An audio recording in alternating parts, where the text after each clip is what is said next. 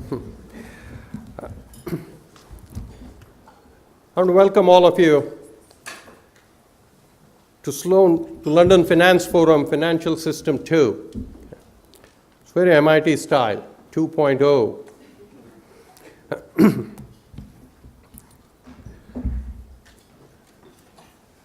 Modern financial system, driven by technology, and many think that technology is, or financial technology has been the source of problem. At the same time, we certainly think that good financial technology is the solution to the problems for whatever reason that they exist. It is in that spirit that what MIT, the finance group over there, it's much more than the finance group.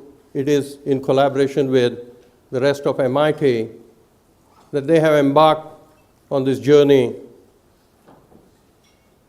to at least devise some new ways of managing the financial system, some ideas about what kind of modern financial system would serve our needs best and foster growth, will support the economy, growing economies. Today's forum is an attempt to showcase that to our alumni and others from London and Europe. It's also an attempt to exchange ideas, receive feedback, so that we could go back rejuvenated with those ideas and be creative about developing an even better financial system. I'll leave that to the experts who would be talking to you today. In my brief remarks, I want to begin by thanking the speakers and the finance faculty who have generously agreed to spend the day with you. We have the A team of faculty: Stu Myers, Andrew Lowe, Antoinette Shore, Andre Kirilenko, and of course Bob Merton, and Heidi Pickett as a speaker who will talk about Masters in Finance program that MIT Sloan offers. I want to thank the Sloan alumni, the Sloan executive board members who have generously taken the time to attend the conference today.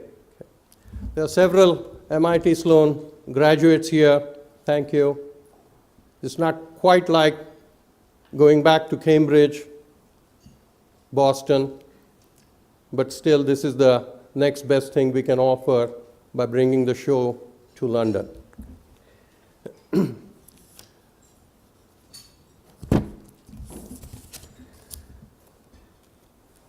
Let me talk a little bit about the Sloan Finance Group. For sure, those of you who have been alumni fondly remember Sloan faculty, Sloan Finance, and the preeminent group that existed over there. I want to assure you that that tradition not only has been maintained, but the group has grown in size, in stature, in scope, and its impact. We are really proud of the Sloan Finance faculty, now almost 20 in number, and on top of that, we also have many lecturers and practitioners who regularly add to the students' experience over there. Sloan Finance, of course, has a legendary history. Modern finance, whether it is in the corporate finance side or on the asset pricing or the modern financial derivatives, structured products.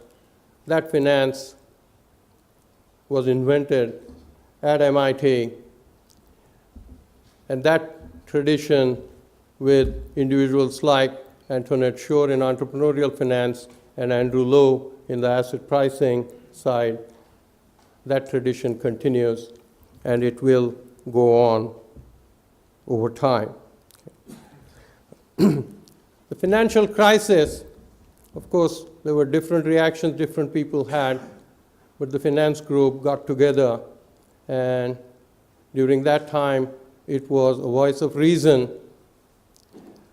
And at the same time, we also recognize that the world needs more finance-savvy individuals, more with better training, and that was the genesis of Masters in Finance program, and we are now graduating 120 students in Masters in Finance program each year. Heidi Pickett will talk more about the details of that program.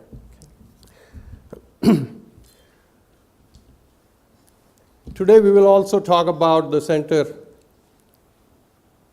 for Finance and Policy. And this is a new initiative that MIT Sloan is undertaking. It's an MIT-wide initiative. It's not simply finance, but it is broader than that. And the objective is, if I may summarize, as I said, you will hear a fair bit more about it later on today, but the main goal is to devise a new financial system that will serve our needs, to inform policymakers of what are the implications of various financial policy choices or regulation that might take place, so that the risk in the world is reduced. The risk from financial systems is managed and reduced. The center itself is being led by individuals like Andrew Lowe, Debbie Lucas, Andrei Kirilenko, and others.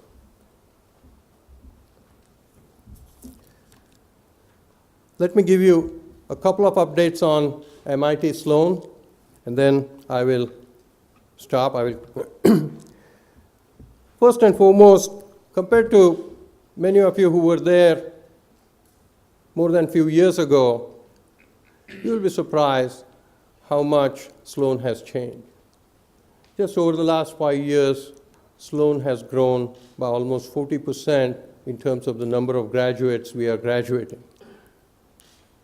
These days, we are graduating 400 students from the 2-year MBA program, 240 from the mid-career executives, they receive MBA degree, 120 in Masters in Finance, and 35 in Masters in Science in Management Studies, all adding up to 800 students, master's students per year. So we have grown quite a bit from a boutique school to one of the larger schools in the world. If you come to Sloan today, you will also notice that we have a brand new building, E62, and that building came on board a couple years ago, and that has made a dramatic difference in terms of serving the needs of our students, our staff, and our faculty. I would like all of you to visit. It would be a good trip back to Cambridge, not just to see the building, but meet some of the faculty and also enjoy Boston. In terms of the programs, what are some of the distinguishing features of our programs? And one of those is action learning courses. More than 75% of our students take courses that entail working on projects, real-life projects, projects that are offered by corporations, and these are part of a course as opposed to simply an internship. type of activity. Action learning courses have been hugely successful.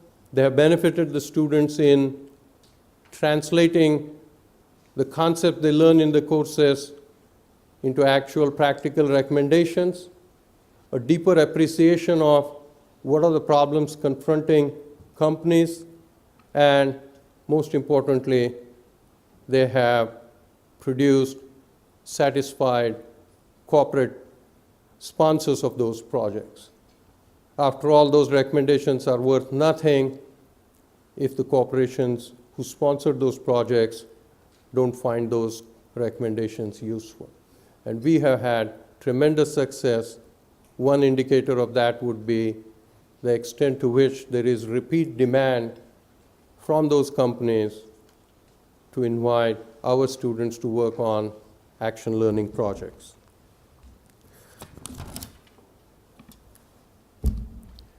We have been also busy fundraising. Our alumni have been absolutely wonderful, and the contributions to the annual fund have been rising, but I would be remiss if I didn't say that our needs also keep rising. We are offering a much more high-touch experience for our students. Costs of research continues to climb. Costs of offering a high-quality program keeps rising, and therefore, I urge you to think in terms of contributing, whether it is for the Center for Finance and Policy or to MIT Sloan. I invite you to do that. With that, let me conclude, but most importantly, I'm going to hand over the job of emceeing the event to Saman Marsh. I must say, one thing I do want to say, I always enjoy coming to London. Okay? So when I go to California, I see the sunny weather there, and when I return to Boston, I am quite depressed, saying that why am I in Boston, not in California? But when I come to London, not so much. It's all right. So.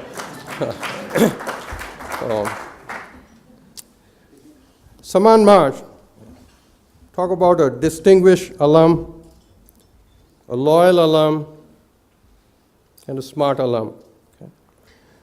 He was vice chairman of Deutsche Asset Management when he retired from Deutsche Bank at the end of 2001. Prior to that, he was global head of derivatives and fixed income government bond trading in the global markets division.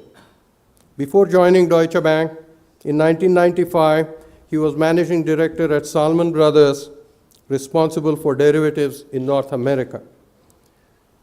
He started his career after his PhD as an assistant professor of finance at the Wharton Business School of the University of Pennsylvania for 2 years, and at the School of Management at Yale University for 1 year before joining Salomon.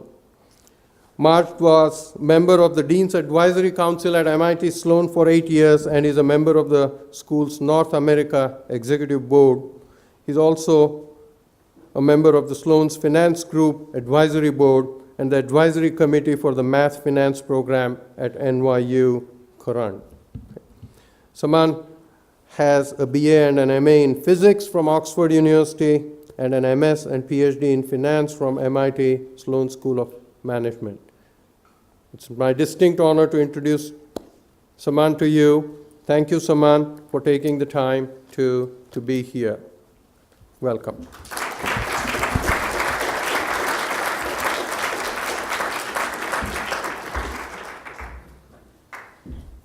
Good morning. Thank you, SP, for the kind words of introduction. When I agreed to be MC some time ago, I neglected to ask what that actually involves. So last week I called Kelly Nixon. I said, you just have to introduce people. I said, you mean like Seth MacFarlane at the Oscars? She said, no, not like Seth MacFarlane.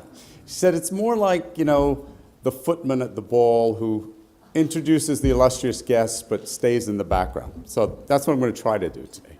But I'm not one to turn down a microphone and a captive audience. So I find myself in the slightly uncomfortable position of addressing a room full of people who mostly don't know me, and yet I'm supposed to introduce people that you all know and love.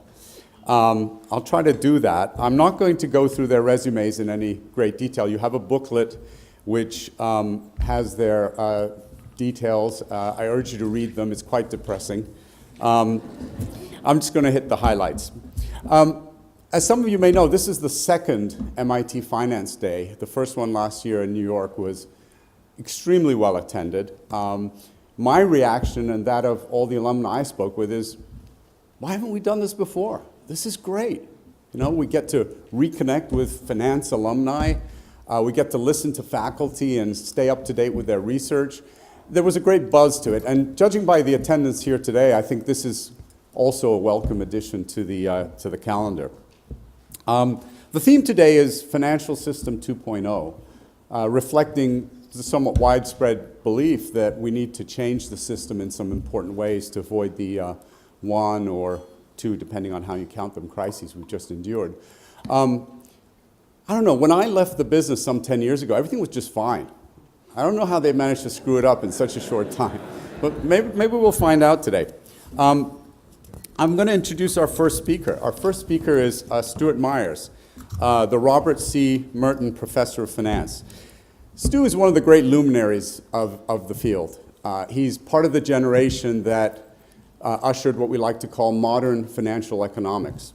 Over the years, he's published on a wide range of topics, but he's best known for his expertise in corporate finance. And most of you, of course, will know him from his co-authorship of the textbook in corporate finance, Breely Myers. Everywhere I went in the world visiting clients, I would see one edition of Breely Myers on the bookshelf somewhere. And it was always, among all the books on the bookshelf, it was the one that had been well used.